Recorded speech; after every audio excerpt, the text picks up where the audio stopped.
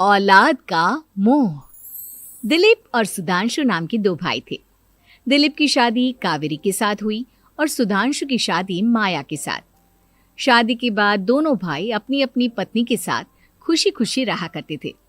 दोनों भाइयों के परिवार एक ही घर में रहता था। साथ में खाना, साथ में घूमना, कुल मिलाकर दोनों भाइयों का परिवार खुशहाल परिवार था। कुछ सालों के बाद दिलीप की पत्नी कावेरी को एक बेटा हुआ। भैया, आज मैं बहुत खुश हूँ। चाचा बन गया हूँ मैं। हाँ भाई साहब, इस बच्चे के घर में आने से तो रौनक आ गई है। मैं सबको बताऊंगी कि मैं तो चाची बन गई हूँ, चाची। तुम दोनों कितने अच्छे हो।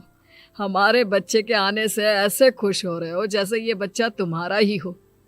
बस भैया, अब आपका बेटा इस दुनिया में आ गया ना, हम भी कोशिश करेंगे कि हमारा भी बच्चा जल्दी से इस दुनिया में आ जाए। और फिर आपका और हमारा बच्चा दोनों मिलकर दिन भर घर के आंगन में खेला करेंगे। कितना मजा आएगा ना। सच कहती हूँ माया, मैं भी उसी दिन का इंतजार कर रही हूँ जब तुम्हारी भी गोद भर जाएगी और मेरे बेटे को एक छोटा भाई या बहन मिल जाएगी। 1 साल बीत जाता है। दिलीप और कावेरी का बेटा अब 1 साल का हो चुका था, लेकिन सुधांशु और माया की कोई औलाद नहीं होती। माया, लगता है कि हमारी जिंदगी में बच्चे का सुख ही नहीं है। ऐसा क्यों कहते हैं? दिलीप भाई साहब का बेटा भी तो हमारा ही बेटा है ना। तुम्हारी बात बिल्कुल ठीक है माया, लेकिन फिर भी हमारा खुद का एक बच्चा होता तो कितना अच्छा होता। हाँ, कावेरी भाभी भी हमेशा कहती हैं उन्हें अपने बेटे के लिए एक छोटा भाई या बहन चाहिए। लेकिन देखिए ना, हमारी तो किस्मत ही कितनी खराब है। हमारे तो सारे ट्रीटमेंट भी फेल हो चुके हैं। डॉक्टर ने भी साफ साफ कह दिया है कि तुम कभी माँ नहीं बन सकती। वही तो सुधांशु, बहुत बुरी किस्मत है हमारी। लेकिन माया, हम अपनी किस्मत को इतना क्यों कोस रहे हैं? हम दिलीप भाई साहब के बेटे को अपने बेटे की तरह ही प्यार कर सकते हैं ना।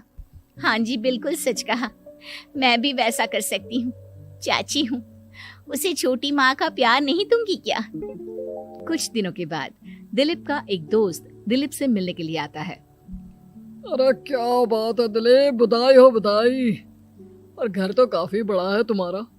वैसे तुमने अपने बेटे के बारे में क्या सोचा है? भैया, और क्या सोचेंगे, बस उसे पढ़ा लिखा कर अफसर बनाएंगे, उसकी पढ़ाई पर खर्च करेंगे। अरे भाभी, आपकी तो इतनी सारी प्रॉपर्टी है, आपको किस बात की चिंता?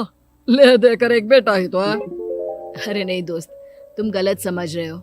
इस घर में मैं और मेरा छोटा भाई दोनों रहते हैं। इस घर का आधा हिस्सा मेरे छोटे भाई का है। अच्छा, कितने बच्चे हैं तुम्हारे छोटे भाई के? भैया, उनके साथ ना कुछ प्रॉब्लम है। मेरी देवरानी कभी माँ नहीं बन सकती। अरे फिर किस बात की चिंता? अरे मैं तो कहता हूँ अपने बेटे के भविष्य के बारे में सोचिए ही मत। बस ये घर उसके नाम करवा दीजिए। देखिए, आपके भाई का भी कोई बच्चा नहीं है तो सब कुछ आपके बेटे को ही मिलना चाहिए। लेकिन ऐसा करना क्या सही होगा? अगर उनका बच्चा नहीं है तो क्या हुआ? ये घर आधा उनका है, उनकी जो मर्जी है वो करे। अरे कैसी बात करते हो? उनकी कोई औलाद नहीं है, वो क्या करेंगे प्रॉपर्टी अपने नाम रखकर? हाँ, वैसे भाई साहब, आपकी बात तो बिल्कुल सही है। अब जो कुछ भी है वो हमारे बेटे का ही तो है। आखिर वही तो इस घर के वंश को आगे बढ़ाएगा। मैं कल ही देवर जी से बात करती हूँ। अगले दिन सुधांशु और माया, इधर आओ। तुम दोनों से एक बहुत जरूरी बात करनी है मुझे। बताइए ना भाभी, क्या बात है? आपको कहीं जाना है तो आप अपने बेटे को मेरे पास छोड़कर जाइए। मैं ही पूरा दिन रख लूंगी उसे। अरे नहीं माया, वो तो मुझे पता है। मैं किसी और चीज के बारे में बात करना चाहती हूँ। बताइए ना भाभी, क्या बात है? देखिए देवर जी, आपका कोई बच्चा है नहीं, लेकिन मैं जानती हूँ कि आप हमारे बेटे को अपने बेटे की तरह ही प्यार करते हैं। भाभी, बेटी की तरह नहीं, वो हमारा ही बेटा है। मेरे लिए तो वो मेरा ही बच्चा है। वही तो फिर क्यों ना ये सारी प्रॉपर्टी हम मेरे बेटे के नाम करवा दे, क्योंकि तुम्हारा हो या मेरा, हम सबका एक ही तो है बेटा। लेकिन भाभी, अभी तो वो सिर्फ 1 साल का है। अभी से प्रॉपर्टी उसके नाम करवाने का क्या मतलब है? देखिए देवर जी, जो काम जितना जल्दी हो जाए ना, उतना अच्छा। आने वाले वक्त का क्या भरोसा। भाभी भरोसा क्यों नहीं, हम तो हमेशा आपके बेटे को माँ बाप की तरह ही प्यार करेंगे। हाँ, लेकिन फिर भी मैं चाहती हूँ कि ये सारी प्रॉपर्टी मेरे बेटे के नाम हो जाए। अब मुझे नहीं लगता तुम दोनों को इसमें कोई भी परेशानी होगी, है ना? भाभी वैसे तो आप जो कह रही हैं वो बहुत जल्दबाजी है, लेकिन फिर भी अगर आपको ऐसा लगता है तो ठीक है, कल ही प्रॉपर्टी के पेपर बनवा लीजिए, मैं और माया उस पर साइन कर देंगे। इस तरह से अगले दिन प्रॉपर्टी के पेपर बनवाकर सारी प्रॉपर्टी दिलीप और कावेरी के बेटे के नाम पर करवा दी जाती है। कुछ दिनों के बाद सुधांशु, सुबह सुबह ये कौन लोग आ गए हैं तुम्हारे घर पर? भैया वो ऊपर वाला कमरा खाली पड़ा था ना, सोच रहा था किराएदार रख देता हूँ। लेकिन किराएदार रखने से पहले आपने हमसे पूछा भी नहीं। भाभी इसमें आपसे पूछने वाली क्या बात थी, हमें एक ही कमरे की जरूरत थी, इसलिए सोचा दूसरा कमरा किराए पर दे देते हैं, कुछ इनकम हो जाएगी। अरे माया, ये सारी प्रॉपर्टी अब मेरे बेटे के नाम पर है और यहाँ पर जो कुछ भी होगा उसके लिए तुम्हें मेरी या दिलीप की परमिशन तो लेनी पड़ेगी ना। हाँ सुधांशु, तुम्हारी भाभी ठीक ही तो कह रही है। अब देखो, तुमने खुद अपने हाथों से ये प्रॉपर्टी हमारे बेटे के नाम की है, वह अभी बहुत छोटा है, तो इस घर से रिलेटेड सारे फैसले तुम्हें हमसे पूछ कर लेने चाहिए। भाभी हमें तो लगा था कि आप हम लोगों से बहुत प्यार करती हैं, लेकिन आप तो हमारे साथ भेदभाव करने लगी। अरे, इसमें भेदभाव करने वाली क्या बात है? और मैंने कौन सा तुमसे कुछ गलत मांग लिया? अरे ले देकर मेरा बेटा इकलौता इस पूरे वंश का वारिस है, सब कुछ उसके नाम है। तुम्हें इस बात से जलन क्यों हो रही है? भाभी माया को जलन नहीं हो रही, वो तो बस ऐसे ही कह रही थी। सब जानती हूँ मैं, इसकी खुद की तो कोई औलाद पैदा नहीं हुई, बस इसीलिए जब देखो तब मेरे बेटे पर बुरी नजर डालती रहती है। देखो माया, कावेरी तुमसे बड़ी है, वो जैसा कहती है वैसा करो। और वैसे भी इस घर पर अब तुम लोगों का कोई अधिकार नहीं है, वो तो हम लोगों की भलाई समझो जो तुम्हें अभी तक यहाँ रहने दिया है। भैया आप इतने कैसे बदल गए? इस प्रॉपर्टी ने आपके दिल से हमारे लिए प्यार पूरी तरह खत्म कर दिया है क्या? इसी तरह वक्त बीतता जाता है और देखते देखते दिलीप और कावेरी का बेटा प्रणव 25 साल का हो जाता है और उसकी नौकरी लग जाती है। पापा आज मेरा अपॉइंटमेंट लेटर आ गया है, मैंने सिंगापुर में जॉब ज्वाइन कर ली है। लेकिन प्रणव, विदेश में नौकरी करने जाने से पहले तुम्हें कम से कम अपने मम्मी पापा से एक बार पूछना चाहिए था ना। इसमें पूछने वाली क्या बात है माँ, मैं सिंगापुर जाकर जॉब करना चाहता हूँ तो करना चाहता हूँ। देखो प्रणव, हमने तुम्हारे लिए इतनी सारी प्रॉपर्टी यहाँ पर रखी हुई है, उन सब का क्या होगा? यहाँ रहो, बिजनेस करो। सॉरी पापा, मैं यहाँ रहकर कोई बिजनेस नहीं करने वाला, और ये जितनी भी प्रॉपर्टी आपने मेरे लिए संभाल कर रखी है ना, ऐसे ही किसी को दान में दे दीजिए, क्योंकि मैं सिंगापुर से वापस इंडिया आकर कभी नहीं रहने वाला।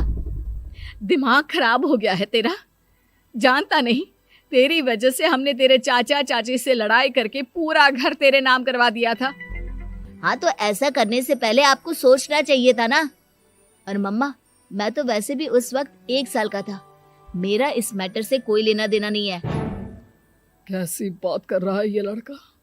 अरे तेरी वजह से अपने छोटे भाई से दुश्मनी लेकर बैठा हूं मैंने तो उसे घर से भी निकाल दिया। जानता नहीं तू, बाजू वाले घर में एक छोटा सा कमरा किराए पर लेकर रहते हैं तेरे चाचा चाची, और ये सब मैंने तेरे लिए किया।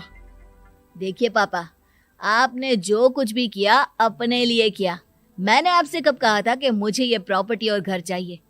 और वैसे भी अपने भाई के साथ इस तरह का बिहेव करके आपने कोई अच्छा काम तो किया नहीं।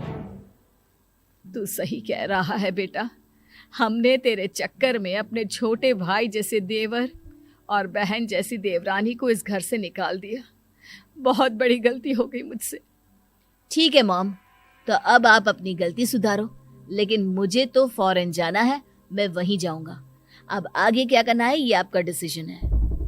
और प्रणव सिंगापुर जॉब करने के लिए चला जाता है।